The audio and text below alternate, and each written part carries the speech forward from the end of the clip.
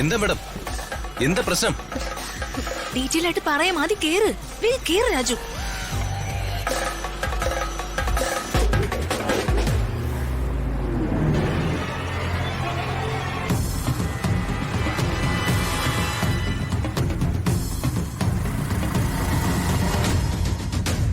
രാജു, നമ്മുടെ അപ്പുന്റെ ഫ്രണ്ട് മീരയ്ക്ക് ഒരു പ്രേമം ഉണ്ടായിരുന്നു.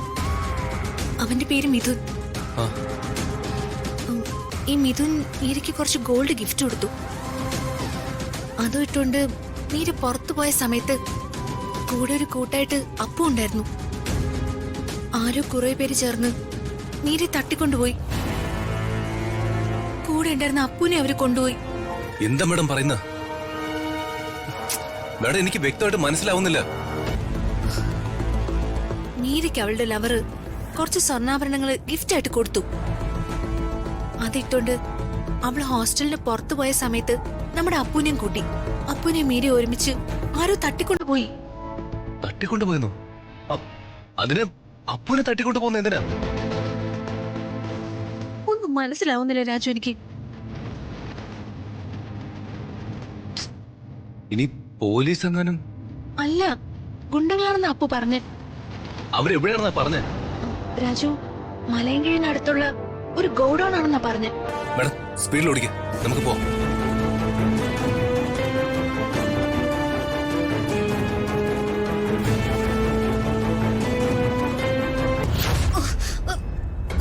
നേരത്തെ കെട്ടുപൊട്ടിച്ച് നീ ആർക്കാടി ഫോൺ ചെയ്തേ?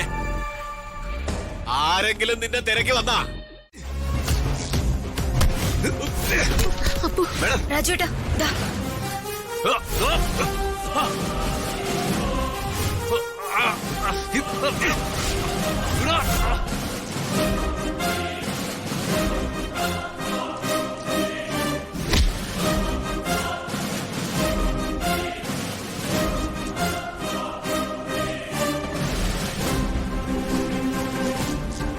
മദ്യത്തിന്റെയും മയക്കുമരുന്നിന്റെ ലഹരിയില് നീയൊക്കെ എത്ര പാവപ്പെട്ടവരുടെ ജീവിതമാണ് തകർത്തെ.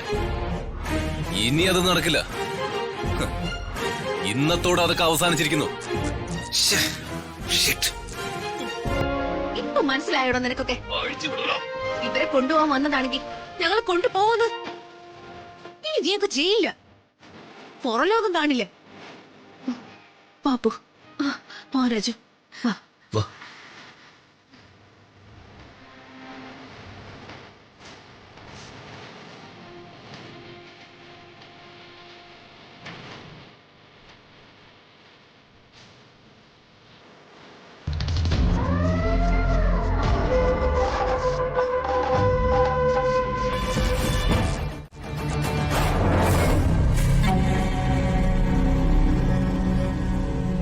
നിനക്ക് വീട്ടിലാരൊക്കെ ഉണ്ട്? അച്ഛൻ, അമ്മ, പിന്നെ ഒരു അനുജത്തി. അച്ഛനെന്താ ജോലി? അച്ഛൻ ഓട്ടോറിക്ഷ ഓടിക്കുന്നു. അമ്മയോ? അമ്മ ഒരു തുണിക്കടയില് സെയിൽസ് ലേഡി ആയിട്ട് ജോലി ചെയ്യുന്നു.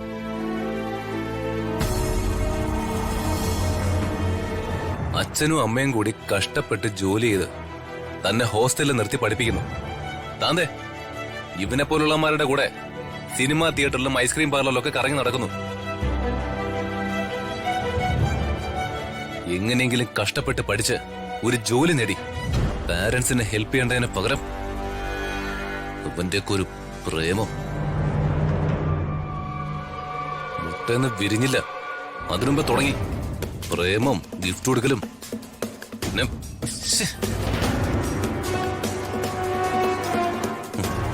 ഒരു ഷാജഹാനും മുംതാസും. ഈ വക അലവലാദികളുടെയൊക്കെ പുറകെ നടന്ന ജീവിതം കട്ട പുകയാവും കൊച്ചേ. അല്ല, എങ്ങനെ നിങ്ങളുടെ ലവ് സ്റ്റാർട്ട് ചെയ്ത്? മൊബൈൽ ഫോണിൽ നിന്ന്. എല്ലാവരുടെയും കയ്യിലുണ്ടല്ലോ ഒരു മീഡിയേറ്റർ. ചില കാര്യങ്ങള് സൈനഡാണ് ഈ മൊബൈൽ ഫോൺ. ഇവൻ നിനക്കൊരു ഹായിട്ടോ, അത് കിട്ടേണ്ട താമസം നീയും അങ്ങോട്ടൊരു ഹായിട്ടോ, പിന്നെ അങ്ങോട്ടും ഇങ്ങോട്ടും ലവ് തുടങ്ങി. മദ്യവും മയക്കുമരുന്നും പിന്നെ തരികിട പ്രേമവും. നിന്നെ ഞങ്ങള് പോലീസിന് കൊടുക്കാതെ ഇങ്ങോട്ട് കൊണ്ടുവന്നതേ നീയോ അതിൽ ചെന്ന് പെട്ടുപോയതാണെന്ന് തോന്നിയതുകൊണ്ടാ. ദേ, മര്യാദയ്ക്ക് ജീവിക്കാൻ നിനക്കൊരു അവസരം തരുന്നു, അത്രേ ഉള്ളൂ. ക്ഷമിക്കേട്ടാ.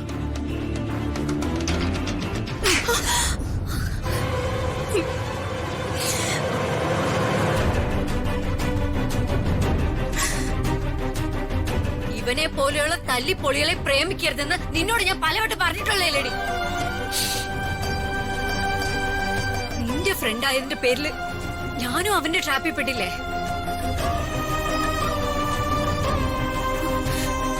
ചേച്ചി,